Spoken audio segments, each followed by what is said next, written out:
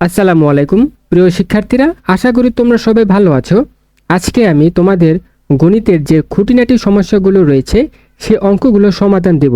তো দেখো প্রিয় শিক্ষার্থীরা, সপ্তম শ্রেণীর 13 অধ্যায় তথ্য অনুসন্ধান ও বিশ্লেষণ তোমাদের লেকচার বইয়ের যে অঙ্কগুলো রয়েছে সেটির খুঁটিনাটি সমস্যাগুলো আজকে দেখব আমরা। তো দেখো প্রিয় শিক্ষার্থীরা, তোমাদের লেকচার বইয়ের 6 নম্বর প্রশ্নে এই অঙ্কটি দেওয়া আছে।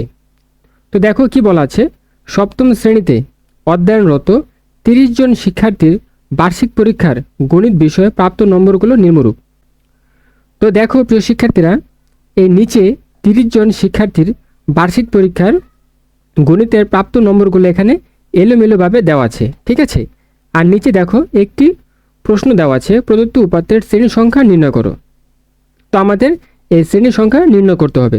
তো দেখো, শ্রেণী সংখ্যা নির্ণয় করার আগে আমাদের যে বিষয়গুলো জানা দরকার, তো কোন বিষয়গুলো জানা দরকার, দেখো এই উপাত্তগুলো থেকে, মানে 30 জন শিক্ষার্থীর যে এলোমেলো উপাত্তগুলো রয়েছে এখান থেকে আমরা কি করব, প্রথমে সর্বোচ্চ সংখ্যাটা বের করব, ঠিক আছে। তো দেখো আমরা দেখতে পাচ্ছি এখানে সর্বোচ্চ সংখ্যাটি হচ্ছে 100, ঠিক আছে। এই সর্বোচ্চ সংখ্যাটা আমরা বের করব, আর আমরা বের করব সর্বনিম্ন সংখ্যা। তো দেখো এখানে সর্বনিম্ন সংখ্যাটি হচ্ছে 50, ঠিক আছে।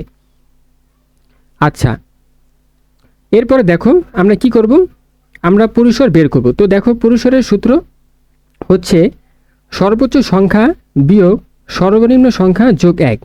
তো দেখো আমরা যদি একটু সমাধান দেখি, তাহলে দেখো এখানে দেখো উপাত্তের সর্বোচ্চ সংখ্যা আমরা পেয়েছি 100, আর হচ্ছে উপাত্তের সর্বনিম্ন সংখ্যা হচ্ছে 50।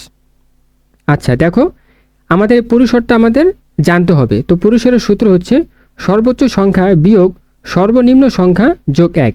তো দেখো সর্বোচ্চ সংখ্যা হচ্ছে এখানে 100, আর হচ্ছে সর্বনিম্ন সংখ্যা হচ্ছে এখানে 50। তো 100 থেকে 50 বাদ দাও, বাদ দেওয়ার পর 1 যোগ করে দাও, তাহলে আমরা পরিসর পেলাম 51। আচ্ছা এখানে দেখো আমরা নোট হিসাবে লিখে দিয়েছি। এখানে দেখো নির্দিষ্টভাবে প্রশ্নে বলা নেই যে শ্রেণী ব্যাপ্তি 5 অথবা 10 ধরতে হবে। তো দেখো এখানে প্রশ্নে কিন্তু নির্দিষ্টভাবে উল্লেখ করা নেই যে এখানে শ্রেণী ব্যবধান 5 ধরো বা শ্রেণী ব্যবধান 10 ধরো, ঠিক আছে। এখানে কিন্তু নির্দিষ্টভাবে উল্লেখ করা নেই। তো আমরা এখানে শ্রেণী ব্যবধান বা শ্রেণী ব্যাপ্তি 5 ধরে নিলাম। এরপরে দেখো শ্রেণী সংখ্যা, আমাদের প্রশ্নে কি বলা ছিল যে শ্রেণী সংখ্যা নির্ণয় করো। তো দেখো শ্রেণী সংখ্যার সূত্র হচ্ছে পরিসর ভাগ শ্রেণী ব্যাপ্তি। তো দেখো আমরা পরিসর পেয়েছিলাম কত, 51, আর হচ্ছে শ্রেণী ব্যাপ্তি আমরা কত ধরেছিলাম, 5।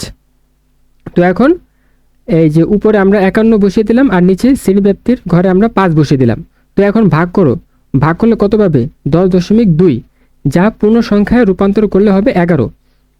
তো দেখো শ্রেণী সংখ্যা কখনোই ফ্র্যাকশন বা দশমিক সংখ্যা গ্রহণযোগ্য হবে না, এটা আমাদের সবসময় পূর্ণ সংখ্যায় রূপান্তর করে নিতে হবে, ঠিক আছে। দেখো প্রিয় শিক্ষার্থীরা, অনেক শিক্ষার্থীরা এই জায়গাটা বোঝে না, ঠিক আছে, অনেক শিক্ষার্থীরা এই জায়গাটা বোঝে না। তো দেখো তোমাদের বোঝার সুবিধার্থে আমি এখানে নোট আকারে লিখে দিয়েছি। এখানে একটি সমস্যা রয়েছে, অনেক শিক্ষার্থীরা বোঝে না। দেখো দশমিকের পরে যদি 10.1 অথবা 10.2, 10.3, 4, 5, 6, 7, 8, 9 থাকে, তাহলে আমরা কি করব, 10-এর সাথে 1 যোগ করে দেব। কারণ শ্রেণী সংখ্যা সবসময় আমাদের কি করতে হবে, পূর্ণ সংখ্যায় রাখতে হবে, এটা কখনোই দশমিকে বা ফ্র্যাকশন নেওয়া যাবে না, ঠিক আছে। আচ্ছা আমরা কি পেলাম, নির্ণয় শ্রেণী সংখ্যা হচ্ছে 11। আচ্ছা এখন অনেক শিক্ষার্থীরা যারা দুর্বল শিক্ষার্থী রয়েছে, তোমরা শ্রেণী সংখ্যাটা ধরতে পারছো না যে শ্রেণী সংখ্যা আসলে কি বা শ্রেণী সংখ্যা দেখতে কেমন। তো দেখো তোমাদের বোঝার সুবিধার্থে আমি এখানে লিখে দিয়েছি। দেখো এই যে শ্রেণী সংখ্যা দেখতে হচ্ছে এমন। তো এখানে দেখো এটি হচ্ছে তোমাদের 11টি শ্রেণী সংখ্যা, আর এটাই তোমাদের নির্ণয় করতে বলা হয়েছে। তো দেখো আমাদের অঙ্ক করার জন্য আমাদের মোট 11টি শ্রেণী সংখ্যা লাগবে। তো আমরা একটু গুনি, 1, 2, 3, 4, 5, 6, 7, 8, 9, 10, 11। তো আমরা 11টি শ্রেণী সংখ্যা দেখে ফেললাম। তো আরেকটি কথা, আমরা যখন অঙ্ক করব তখন এই 11টি শ্রেণী সংখ্যা তো আমাদের অঙ্কের ভিতরে কাজে লাগবে, ঠিক আছে। তো এর সাথে আমাদের আরও দুটি শ্রেণী সংখ্যা যোগ করতে হবে। একটি হচ্ছে লেখার জন্য, আর আরেকটি হচ্ছে নিচে মোট লেখার জন্য। ঠিক আছে, তো দেখো এই যে এই 11টি শ্রেণী সংখ্যা আর 2টা হচ্ছে অতিরিক্ত তোমাদের লেখার জন্য নিতে হবে। তাহলে মোট শ্রেণী সংখ্যা নিতে হবে 13টি। একটি হচ্ছে লেখার জন্য, যেমন এখানে শ্রেণীব্যাপ্তি থাকবে, এখানে ট্যালি থাকবে, এখানে গণসংখ্যা থাকবে, আর এখানে মোট থাকবে। তাহলে আমাদের এই যে মাঝখানে যে 11টি শ্রেণী সংখ্যা রয়েছে, এটি হচ্ছে আমরা যখন অঙ্ক করব, তো অঙ্ক করার জন্য আমাদের 11টি শ্রেণী সংখ্যা লাগবে, আর অতিরিক্ত হচ্ছে 2টি।